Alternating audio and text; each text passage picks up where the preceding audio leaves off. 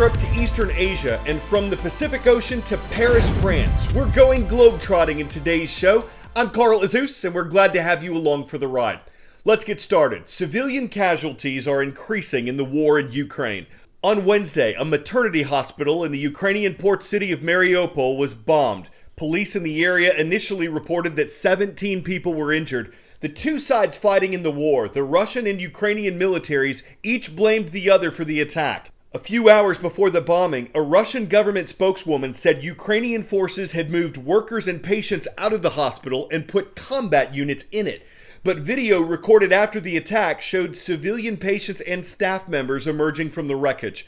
The Mariupol City Council and the Ukrainian president say Russia bombed the hospital. Strikes were reported on Wednesday at other civilian locations in Ukraine, as well as at military sites. NATO, an alliance of U.S. and European countries, has been looking at ways to send more weapons to help the Ukrainian military.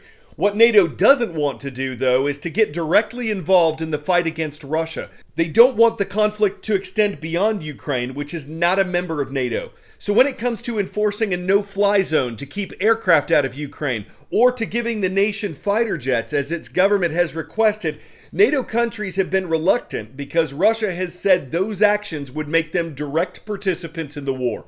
Along with the international sanctions, the penalties on Russia's economy placed by other governments, numerous American and European businesses are suspending some or all of their operations in Russia in protest over its invasion of Ukraine.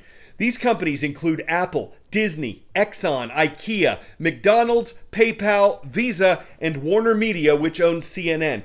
In the parts of Ukraine where the fighting was suspended yesterday, there was gridlock on the roads as thousands of people tried to get away from areas of conflict.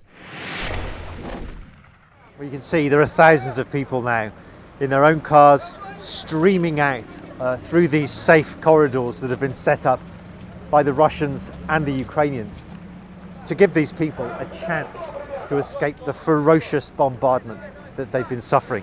You know, some of the cars have got children written on them. There's one over here with the word Getty written on, and they've all filled with their own children, other people's children, children of neighbours that they've taken with them.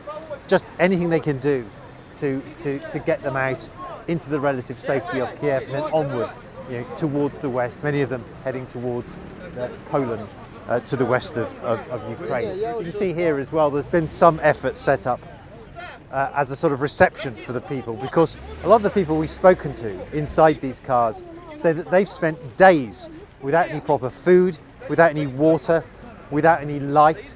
It's been really, really difficult for them. And so, even though this isn't perfect, it is at least a chance for these people to save their own lives. Matthew Chance, CNN, on the outskirts of Kiev. Up next, what's been called South Korea's unlikable election. According to the Reuters news agency, both of the major candidates for the country's next president had high disapproval ratings going in. South Korean leaders are limited to one term lasting 5 years, and anyone who gets elected has instant geopolitical challenges to deal with. South Korea is an ally of the United States, a status it shares with Japan, which is less than 200 miles east. But in the other direction, at roughly the same distance, is mainland China, and across the border is North Korea. Both of those countries are U.S. rivals. Managing all that is only part of the challenge for prospective South Korean leaders. Now, it has been a particularly tight race between these two leading contenders for president of South Korea. One liberal, one conservative. They are ideologically opposed, the two men. And whoever takes power in May as president of this country will have some significant foreign policy issues to deal with. It is worth pointing out that neither one of them actually has any foreign policy experience to speak of. For example, we have Lee Jae-myung on the Liberal side. Now, he is a former mayor, he's a former governor And then on the Conservative side, you have from the People Power Party, Yoon Suk-yeol, who is effectively a political novice. He's a former state prosecutor, but they will have some significant issues to deal with. For example, Russia's invasion of Ukraine. Both candidates have had to apologize during the campaign for either statements or tweets they have done during the campaign stage, but they both say that they do support the sanctions against Russia. And of course, when it comes to North Korea, they will be dealing with a North Korea who is far more concerned at this point with testing weapon systems and launching missiles than actually talking to the United States, let alone to South Korea. Now, Lee from the Liberal side is saying that he would follow what President Moon Jae-in has been doing in the fact that he wants engagement with North Korea. He would have a step-by-step process towards denuclearization. Yoon Suk-yeol on the Conservative side is far more hardline, saying he would only ease sanctions once there is complete denuclearization. For voters coming to the polls, they are looking at the economy, they are looking at the extremely expensive housing market here. That is a big consideration, and also gender issues have really played into this year's election. Paula Hancock, CNN Seoul. The two South Korean candidates had been neck and neck in the polls, but after the votes had been counted overnight, the president-elect was the conservative candidate, Yoon Suk-yeol. He won 48.5% of the ballot, while the liberal candidate, Lee Jae-myung, won 47.8%. The U.S. government congratulated Yoon and said it looked forward to expanding the close cooperation between America and South Korea. The last American state to have a mask mandate plans to get rid of it, but not until later this month. Hawaii has had some of the strictest coronavirus rules in the country. Its governor says because COVID cases and hospitalizations have been decreasing there, like they have been in the vast majority of the U.S., Hawaii will end its mask mandate on March 25th at 11:59 p.m.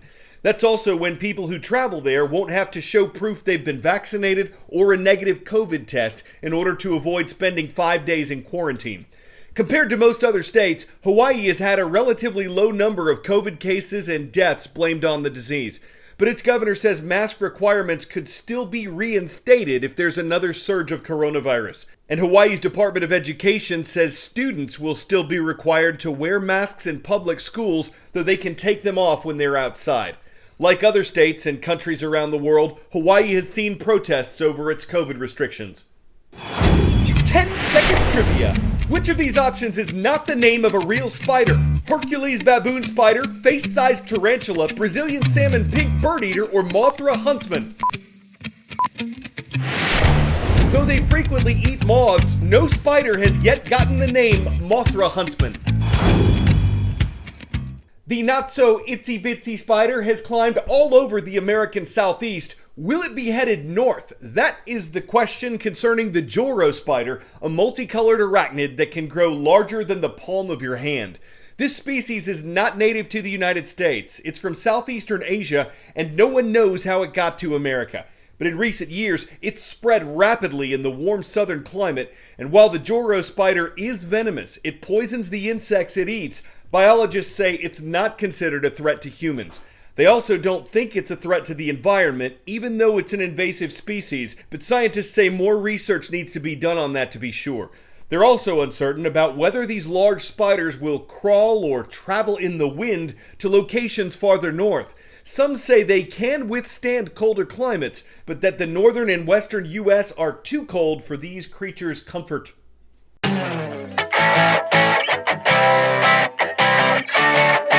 This year's agriculture fair in Paris, France had a pretty grand finale. Sheep on the Champs-Élysées. 2,022 sheep, along with herders and hundreds of artists, ambled along the acclaimed avenue. But Carl, you may be asking, why? One breeder said it's to show the city slickers in Paris that there's a large economy that depends on farming in the mountains. Various animals and performers strolled for 1 kilometer down the Champs-Élysées.